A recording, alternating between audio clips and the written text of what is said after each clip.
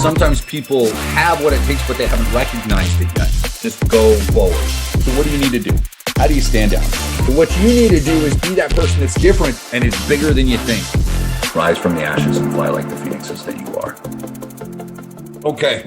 I'm going to take, all right. Well, here, let me. Welcome. Hello, everybody. What I want to do today, I want to take a quick little jaunt down memory lane. I want to replay some glory days from high school. Some of you guys may have high school or college or early life glory days or glory days from recently. But I want to talk a little bit about some time that I spent back in the day playing some sports. Now, I was never the absolute best. I was decent. I was good at times. But really, it all boiled down to just a willingness to work, and typically work a little bit harder than some of those around me. Not everybody, but some, did what I could. So I played, and I've told this before. So my baseball journey began as a youth growing up in Oakland, California. But I played baseball, and as a kid, it was, you're down on the street, you're throwing a tennis ball, you're hitting it with a wiffle ball bat, and you're breaking windows. Like I did plenty of that as a kid. I don't know how many of you broke a window or two playing ball or doing anything, but we had to go and knock on some neighbors' doors. That movie Sandlot, if anybody's ever seen that, that was very real. Knocking it into a neighbor's yard and they've got dogs, or you break a window, grandma says you got to go over and knock on their window and give them all of your allowance from the last couple of weeks to help pay things off, or playing golf. There you go. So 10 years old was the first time I played organized baseball.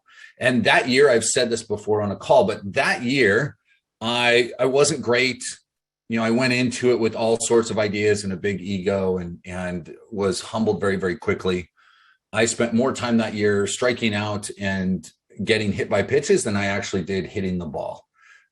At the end of the year, the very last game, I got one base hit off of one of the biggest guys in the league, a 12-year-old that was already 6'3" at the time, but I got one base hit.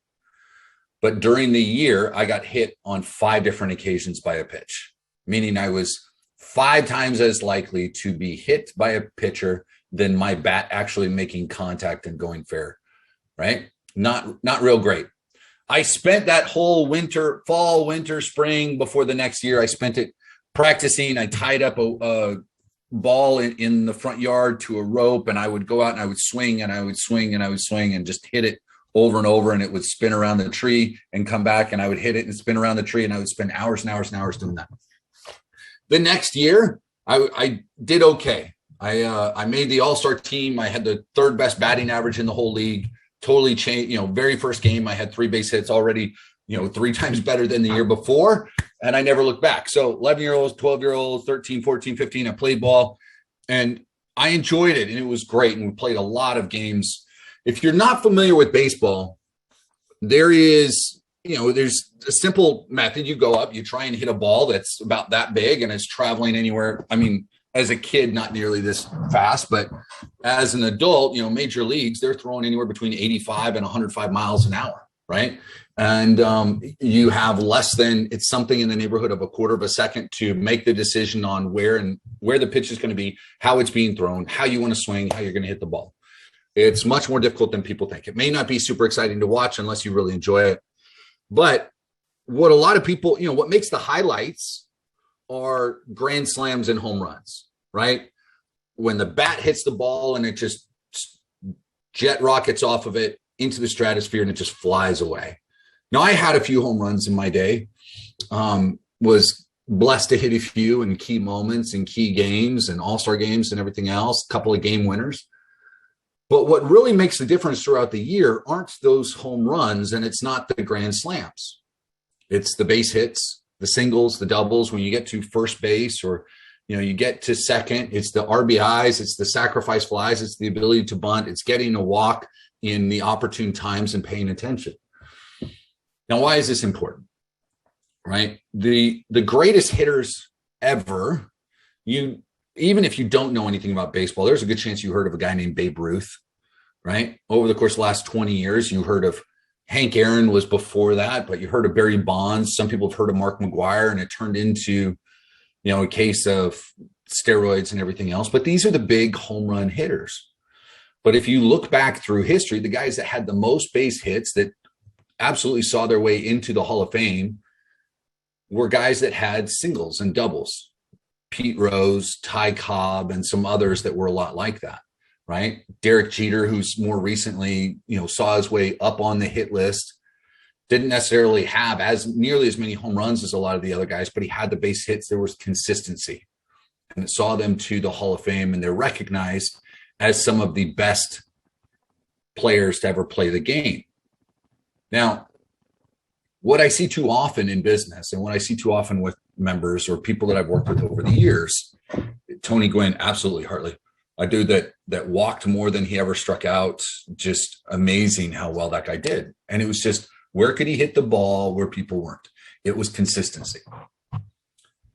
Too many people in business are going for the grand slam, and they think that's what they have to have. And they're swinging for the fences is a phrase that they use when people are trying to swing for the home run. They think that's the only way to achieve success, because what they see are the big home runs. They don't pay attention to everything that had to happen in order to get there.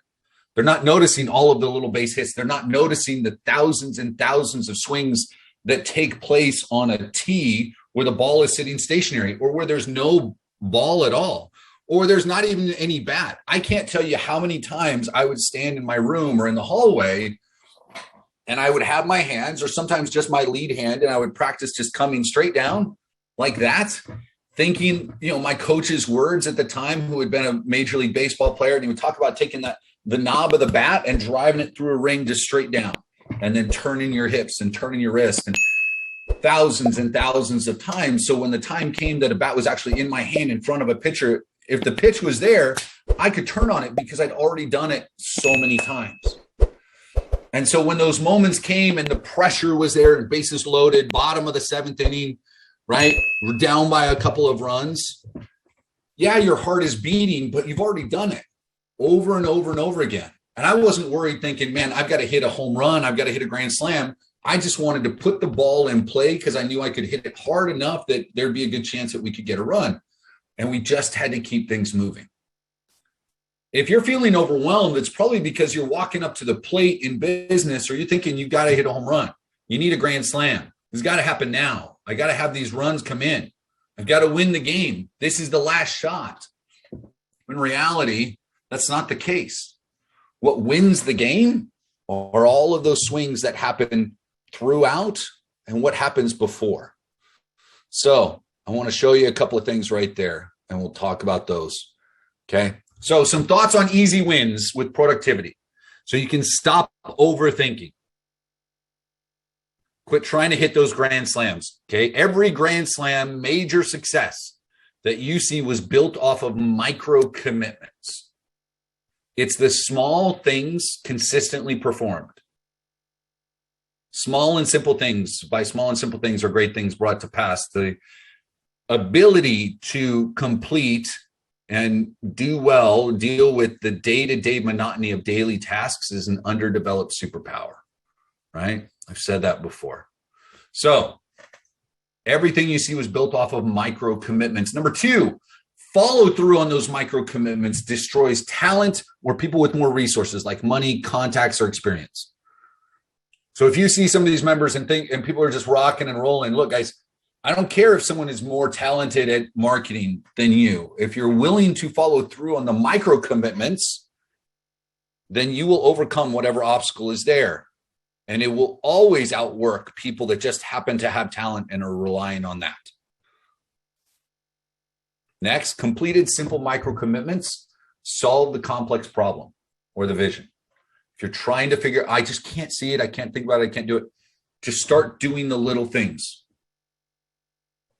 Right? So I mentioned that I was going to talk about an email. Someone asked me a question, and you know who you are. You sent it to me talking about two different sites on your page, and what are you going to do, and how do you brand it? So yes, we'll hop on a call, but here's something I want you to think about. At the beginning, right now, you just need to build a following.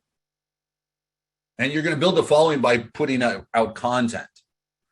And then the ability to offer, see, too often we get caught up and we go, I want to get the offer ready for everybody, and you need to, but you kind of have to have an audience, guys. And that takes a little time. right? So if you're willing to put out the content, you put out value. I will tell you this, if you put out enough value, the audience will find you if you do it in the right way, and the opportunity will open up. Okay. So I've had a handful of clients come through in the last couple of weeks looking for coaching. Now, one of them I'm taking on, a couple of others I've referred out to people that I felt could help them better, but they came about not because I was actively promoting that element, simply because I was putting out content, right? That's it. Commenting on some other people's posts, being active inside of groups, trying to do some stuff on my page, putting some stories up. That's it. If you put that out, now I know this doesn't answer directly that question of should I have more than one link on my page? Is it going to confuse people? Should I do both? Look, if you build yourself, then the rest of that will work itself out. That's just playing the long game. But that's a series of micro commitments. I'm just doing those little things each time to build up the goodwill and the relationship that you can have with people. Completing the simple micro commitments solve the complex problems, guys. Next, a lot of times we get caught up with fear.